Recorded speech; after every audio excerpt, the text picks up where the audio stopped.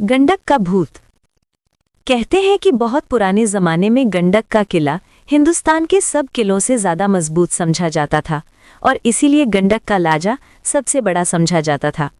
राजा के राज में रियाया बड़ी सुखी थी और अमन चैन से रहती थी, लेकिन गंडक का राजा अक्सर बहुत उदास और फिक्रमंद दिखा जाता था, क्योंकि चंद बरस से उसके किले के खजाने पर एक भूत ने कब्जा जमा रखा था। ये भूत किसी से कुछ नहीं कहता था, सिर्फ जो शख्स खजाने के करीब जाता था उसका सर काट डालता था। गंडक किले का खजाना किले की सबसे ऊंची चौबरजी के अंदर लोहे के एक बहुत बड़े कमरे में बंद था। उसका दरवाज़ा भी लोहे का था और इस पर लोहे का एक बहुत बड़ा मजबूत 2 मन वजन का ताला पड़ा हुआ था। खजाने वाले कमरे से पहले एक और कमरा था जिसके दरवाजे पर बहुत मोटी आहनी सलाखें लगी हुई थीं। इस कमरे के अंदर चौकीदार गश्त लगाकर पहरा देते थे। कमरे के बाहर चौबरजी की सीढ़ियां थी और ये सीढ़ियां इस कदर तंग थी कि एक वक्त में सिर्फ एक आदमी ही बड़ी मुश्किल से इन पर चल सकता था। चौबरजी के इस तंग जीने पर दिन के वक्त भी रात किसी तारीकी और खामोशी छाई रहती थी। जीने की दीवारों के दोनों तरफ अंदर से लोहे के बड़े बड़े और नोकीले भाले बाहर निकले हुए थे और छत जीने से इस कदर कम फासले पर थी कि सिपाहियों को अपना सर झुकाकर एक एक कदम फूंक कर रखना पड़ता था। जरा कदम इधर उधर हुआ और दीवार से निकला हुआ तेज भाला पीठ या सीने में चुभ गया। चौबरजी का जीना नीचे जाकर सरकारी तोशाखाने में खुलता था। यहाँ पर भी लोहे का एक बड़ा फाटक था और सिपाही हर वक्त पहरा देते थे। मगर चंद बरस बाद ये होने लगा था कि शाम के वक्त जब तोशा खाने के फाटक से जो नई गार्ड चौबरजी की सीढ़ियां चढ़कर खजाने के कमरे पर पहरा देने के लिए जाती, वो खजाने के कमरे पर पहरा देने वाली पुरानी गार्ड को मुर्दा हालत में देखती और चारों सिपाहियों के सर तन से जुदा होते। फिर दूसरे दिन सुबह जो गार्ड ड्यूटी बदली करने जाती, वो शाम की गार्ड को मुर्दा हालत में देखती। कोई जिंदा न बचता, सबके सर तन से जुदा होते। इन वाकयात से शहर में खौफ व हरास फैल गया और लोगों ने डर और खौफ के मारे किले के उस हिस्से की तरफ जाना ही छोड़ दिया था।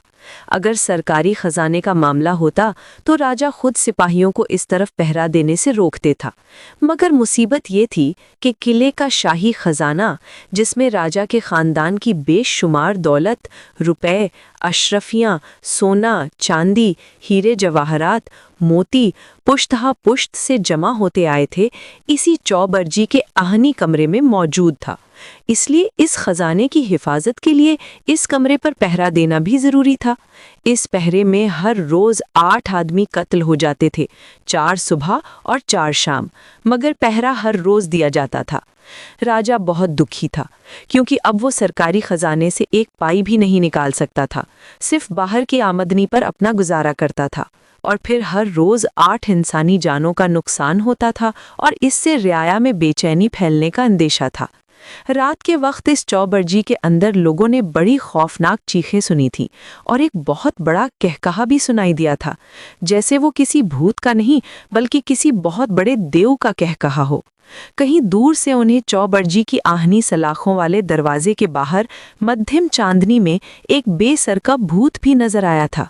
उस भूत का सर नहीं था और उसने अपने जिस्म पर लोहे की जरा बख्तर पहन रखी थी और हमेशा उस भूत ने हाथ में एक तलवार पकड़ी होती थी, जिससे वो पहरेदारों के सर कलम कर देता और फिर जोर जोर से खौफनाक कहकहे लगाता हुआ चौबरजी के जीने में गायब हो जाता था। सुबह के वक्त उस जीने पर घंटों तलाश करने से भी किसी आदमी का सराग न मिलता था। हमेशा जीना खाली ही मिलता था और खजाने वाले कमरे का ताला भी लगा हुआ मिलता था और तोशा खाने का फाटक भी बंद मिलता था। न बाहर से कोई आदमी बगैर शनाख्त अंदर जा सकता था, न अंदर से कोई आदमी बाहर आ सकता था। फिर भी हर रोज पहरेदार कत्ल हो जाते थे। गंडक के राजा ने उस बेसर के भूत को किले से भगाने के लिए बड़े बड़े जोशी, आमिल, पंडित, झाड़ फूक करने वाले, तांत्रिक और जादूगर बुलाए, मगर किसी की एक न चली। वो सब लोग बाहर मुर्दा हालत में पाए जाते थे और उनके सर तन से जुदा होते थे, खाली धड़ ही पड़े होते थे। कई महीनों की नाकाम कोशिश के बाद राजा ने सारे इलाके में ये मनादी करा दी कि जो कोई शख्स इस बेसर के भूत को किले से भगा देगा, उसे राजा अपनी आधी सल्तनत इनाम में देगा और अपनी बेटी की शादी भी उससे कर देगा। इस मनादी के बाद कई महीने तक इलाके से और इलाके से बाहर से भी तरह तरह के लोग और बहादुर नौजवान इस मुहिम को सर करने के लिए आते रहे और इस बेसर के भूत को भगाने की कोशिश में अपनी जान खोते रहे। मगर खजाने का भूत किसी तरह भी अपनी जगह से टिस से मस न हुआ और पहरेदारों को हलाक करता रहा। शाही खजाने के गम में गंडक का राजा दिन ब दिन सूख सूख कर दुबला होता गया और जब शाही पहरेदारों ने भी पहरा देने से इनकार कर दिया तो राजा ने खुदकुशी करने की ठानी। एक रोज वो घोड़े पर सवार होकर किले से बाहर निकला और जंगल की जानिब चल पड़ा। शाम होते होते वो एक नदी के किनारे पहुंच गया। ये नदी बहुत गहरी थी जिसके दोनों तरफ ऊंचे ऊंचे टीले थे। यहाँ पर राजा ने घोड़े से उतरकर अपनी तलवार और पगड़ी घोड़े की पीठ पर रख दी और खुद नदी में छलांग लगा दी ताकि अपनी जिंदगी का खात्मा करे। इत्तेफाक से उस वक्त एक ऊंचे टीले पर एक चरवाहा अपनी भेड़ बकरियां चरा रहा था। उसका नाम मन्नू था और वो बढ़ई का बेटा था और उसकी उम्र 8 साल की थी। वो अपने गांव का सबसे शरीर और नडर लड़का था और जंगल में अकेले भेड़ बकरियां चराने के लिए जाया करता था। उसने जब टीले पर से एक आदमी को नदी में छलांग लगाते देखा तो उसने टीले पर से वहीं ऊपर से एक बड़ी रस्सी घुमाकर नीचे फेंकी। रस्सी एक लम्हे के लिए पानी के अंदर डूबी और दूसरे लम्हे में राजा को अपने घेरे में बांधकर बाहर किनारे पर जिंदा खींच लाई। मन्नू ने डूबने वाले आदमी से पूछा, तो कौन है? मैं गंडक का राजा हूँ, वो बोला। राजा है तो डूबता क्यों है? मन्नू ने पूछा। गंडक के राजा ने मन्नू को अपनी सारी बप्ता कह सुनाई। मन्नू उस कहानी को सुनकर बहुत हंसा और बोला, जिंदा होकर मर्दों से डरता है? तू कैसा राजा है? राजा बोला, वो मर्दा नहीं है, वो एक बहुत खौफनाक बेसर का भूत है। मन्नू अकड़कर बोला, मुझे अपने किले में ले चल, मैं तेरे भूत को वहां से भगा दूंगा। राजा ने उस छोटे से बच्चे की दलेरी देखी तो बहुत हैरान हुआ, लेकिन फिर उसने कहा, तूने मेरी जान बचाई है तो इसके बदले में तेरी जान कैसे ले लूं? और फिर अभी तो सिर्फ 8 साल का बच्चा है और वो किले का भूत बहुत बड़ा और खौफनाक है। अब तक हजारों सिपाहियों का सर काट चुका है। राजा ने मन्नू को बहुत समझाया मगर मन्नू एक न माना। आखिरकार राजा उसे अपने साथ ले जाने पर तैयार हो गया। मन्नू ने अपने भेड़ बकरियों की गल्ले को हाँका और उन्हें अपने गांव ले गया। राजा अपने घोड़े पर सवार उसके पीछे पीछे आ रहा था। जब मन्नू घर पहुंचा और उसने अपने घर वालों पर अपना इरादा जाहिर किया तो घर के सारे लोग रोने लगे और उसे किले में जाने से मना करने लगे। मगर मन्नू बड़ा जिद्दी लड़का था, किसी तरह न माना। चलते वक्त सारा गांव उसे छोड़ने के लिए बाहर आ गया। चलते वक्त मन्नू की माँ ने अपने बेटे के सर पर हाथ फेरा और बोली, बेटा, तुझे देने के लिए मेरे पास कुछ भी नहीं है, सिर्फ एक मोटी सुई है। इस सुई से मैं जिंदगी भर अपनी गरीबी के फटे पुराने चीथड़े सीती रही हूँ। मुसीबत के वक्त हमेशा ये सुई ही मेरे काम आई है, इसलिए अब ये सुई मैं तुझे देती हूँ, गो कि मुझे मालूम नहीं है कि ये सुई तेरी कैसे मदद कर सकेगी। मन्नू के बाप ने अपने बेटे को एक खिलौना दिया। ये एक गोल सर वाला काठ का लड़का था जिसके पाँव में लकड़ी का एक खटका लगा हुआ था। उस खटके को दबाने से उस काठ के लड़के के होंठ अंदर से कुचल जाते थे और उसमें से लाल रंग की जुबान बाहर निकलती थी और देखने वालों का मुंह चढ़ाती थी। और फिर खटका दबाने से वो मुंह यूं बंद हो जाता था जैसे उस गोल मटोल काठ के सर में कोई मुंह ही नहीं था। मन्नू इस खिलौने को लेकर बहुत खुश हुआ और इस खिलौने को उलट पुलट कर देखने लगा। उसके बाप ने सर खुजाकर कहा, इसे मैंने तेरे लिए बनाया था, ले जा। गो मेरी समझ में नहीं आता कि ये काठ का लड़का तेरी मदद कैसे करेगा। मन्नू की छोटी बहन ने अपनी ओढ़नी के एक कोने को फाड़कर उसमें बहुत से जुगनू जंगल की झाड़ियों से पकड़कर इकट्ठे करके बांध दिए थे। उसने जुगनुओं से भरा हुआ कपड़े का ये टुकड़ा भाई की कलाई पर बांध दिया और बोली, भैया, मेरे पास तो और कुछ भी नहीं, बस ये जुगनू हैं। गो मेरी समझ में नहीं आता कि ये जुगनू तुम्हारी कैसे मदद करेंगे। मन्नू सबको दिलासा देकर रुखसत हुआ। राजा ने उसे अपने पीछे घोड़े की पीठ पर बिठा लिया और रात से पहले पहले वापस किले के अंदर पहुंच गया। किले के अंदर पहुंचकर एक बार फिर राजा ने बड़ी मोहब्बत और शफकत से मन्नू को समझाया, मगर जब मन्नू किसी तरह न माना तो उसने मन्नू को दरवाजे के अंदर भेजकर दरवाज़ा बाहर से बंद करते हुए राजा ने एक बार फिर कहा, अब भी अगर चाहो तो वापस आ सकते हो। नहीं, मन्नू ने बड़ी मजबूती से जवाब दिया। किसी चीज़ की अगर ज़रूरत है तो ले सकते हो, राजा ने पूछा। मसलन तलवार या बंदूक? मन्नू ने कुछ देर तक सोचने के बाद कहा, नहीं, मुझे सिर्फ एक लाठी चाहिए, मोटे बांस की भारी लाठी, और एक लंबी रेशमी रस्सी दे दो। राजा बोला, इस खौफनाक भूत पर किसी लाठी, तलवार या बंदूक का असर नहीं होता, ना ही इसे किसी रस्सी से पकड़ा जा सकता है। तुम्हें इससे क्या? जो मैं मांगता हूँ वो मुझे दे दो, मन्नू बोला।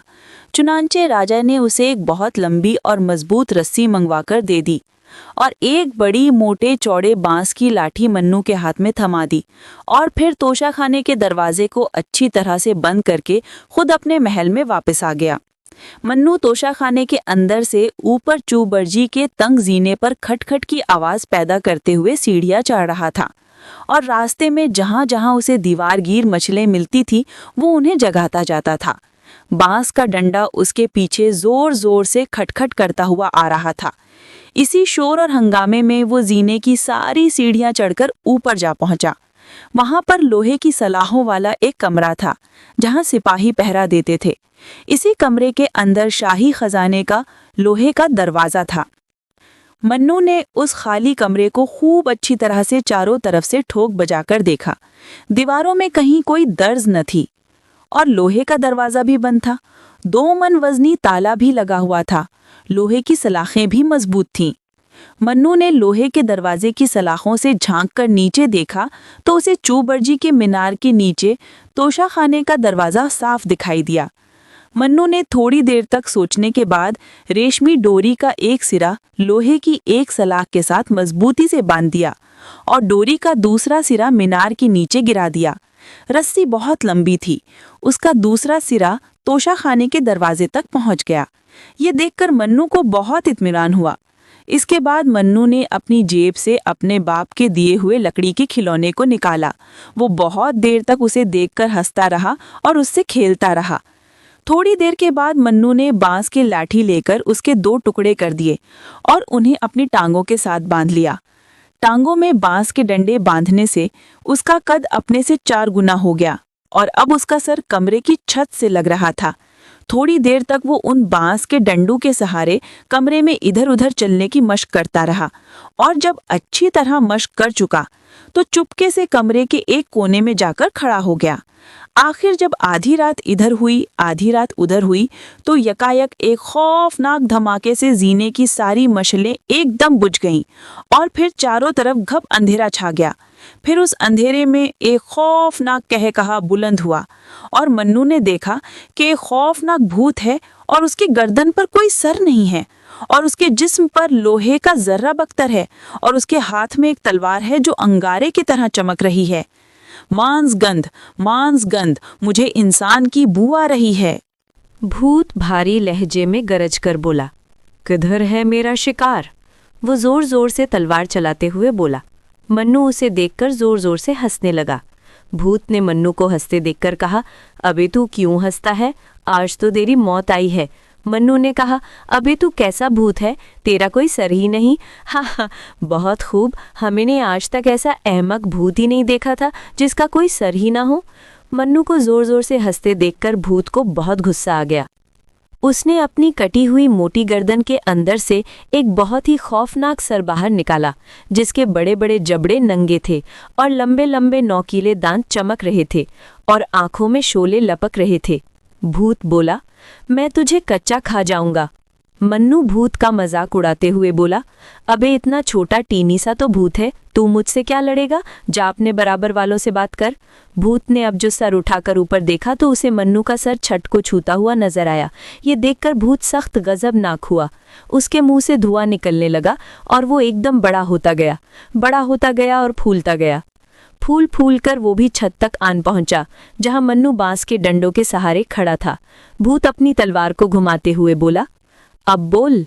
मन्नू ने भूत की तलवार का वार खाली दिया और फौरन झुककर अपनी माँ की दी हुई सुई भूत के पेट में चुभो दी। सुई के चुभोते ही एक जोरदार धमाका हुआ, जैसे कोई गुब्बारा फट गया हो। थोड़ी देर के बाद मन्नू ने देखा कि भूत कमरे के फर्श पर गिरा पड़ा है और अब उसका कद बिल्कुल घट गया है और सिर्फ एक आम आदमी जितना है। भूत ने हैरत से कहा, तुम्हें कैसे मालूम हुआ कि मैं अंदर से खाली हूँ? मन्नू बोला, जब कोई आदमी अपनी हैसियत से बड़ा दिखाई देने की कोशिश करता है तो वो अंदर से खोखला होता है। भूत ने कहा, मैं खोखला नहीं हूँ, मैं बहुत ताकतवर हूँ। देखो, मेरे पास इतनी ताकत है कि मैं गुब्बारे की तरह फूल कर अगर छत तक पहुँच सकता हूँ तो सिकड़ कर बहुत छोटा भी हो सकता हूँ। ये तो आसान काम है, मैं भी तुम्हें छोटा होकर दिखा सकता हूँ, मन्नू ने लापरवाही से कहा। दिखाओ, तुम तो छत से लगे खड़े हो, भूत बोला। यकायक मन्नू ने जल्दी से अपनी टांगों से बंधी हुई तमाम रस्सियां खोल डाली।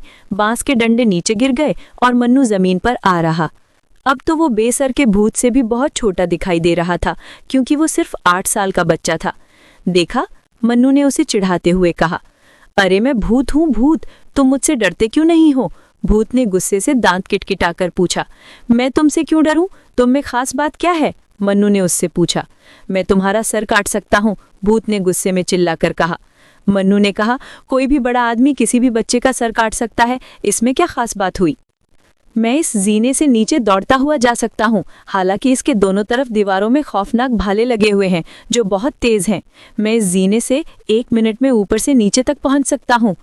मैं आधे मिनट में पहुँच सकता हूँ, मन्नू ने जवाब दिया। चलो पहुँचकर दिखाओ, भूत ने कहा। तुम आगे चलो, तुम्हारे पीछे आता हूँ, मन्नू ने कहा। भूत गुस्से से बड़बड़ाता हुआ तेज तेज कदमों से जीने की सीढ़ियां उतरता गया। जब भूत मनु की आंखों से ओझल हुआ तो लपककर मनु रेशमी डोरी पर सुत कर नीचे फिसलता गया और मीनार के नीचे तोशा खाने के दरवाजे पर पहुंच गया। भूत हाँपता हुआ जब नीचे पहुंचा तो उसने देखा कि वहां मन्नू पहले से ही मौजूद है। भूत गुस्से से फुनकारने लगा।